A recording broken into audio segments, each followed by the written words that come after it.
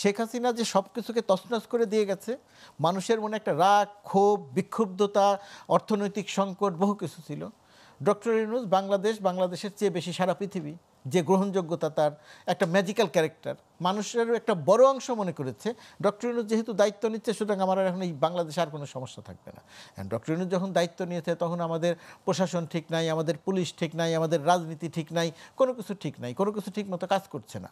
তিনি এক ধরনের ইসের মধ্যে পড়ে গেছেন, একটা গর্তের মধ্যে পড়ে গেছেন, সেখান থেকে তার ওঠার চেষ্টা করছেন।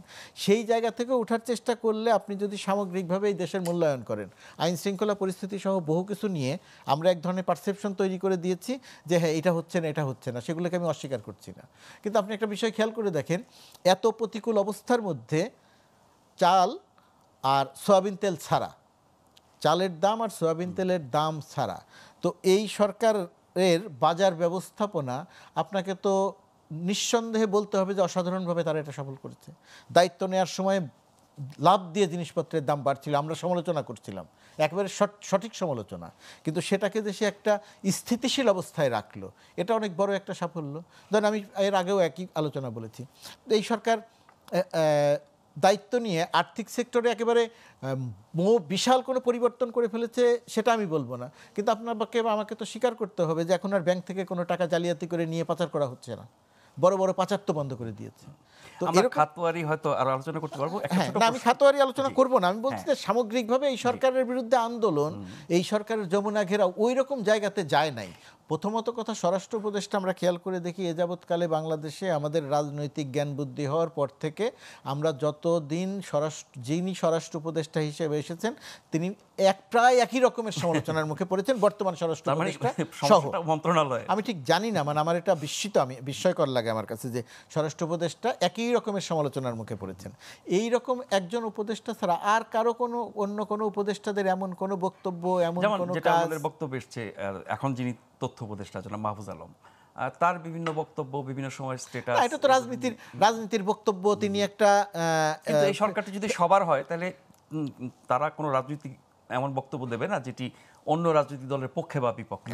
আপনি এখন রাজনীতির যেটা সত্য সেটা আপনি সত্য বলতে পারবেন না কেন? এখন আমি সবার সরকার, আমি ধরেন অরাজনৈতিক বলে আসলে কিছু নাই রাজনৈতিক সরকার। ধরুন আমি এখন সরকারের অংশ, কারণ আমি এখন সরকারের অংশ বলে এখন আপনি যা যা প্রশ্ন করবেন সরকারের সমালোচনার, কারণ সব কিছুকেই আমি বলবো যে না আপনার প্রতিক্রিয়া ঠিক না, সব কিছু ঠিক আছে। দেশের তো সব কিছু ঠিক নাই। শেখ হাসিনা সরকারের যত বড় বড় অন্যায়, অনিয়ম, দুর্নীতি ছিল, অপকর্ম ছিল, আমরা দেখেছি সরকারের মন্ত্রীরা, সরকারের দলের লোকজন এসে সেটার পক্ষে একটা সাফাই গিয়েছে। এই ফ্যাসিজম তো এইভাবে তৈরি হয়। তো আমি সরকারের অংশ, আমি সরকারের সমালোচনাও করতে পারি। আমি সরকারের সমালোচনা করব ওই জায়গা থেকে যে আমি সরকারের ভালো কাজটা দেখতে চাই।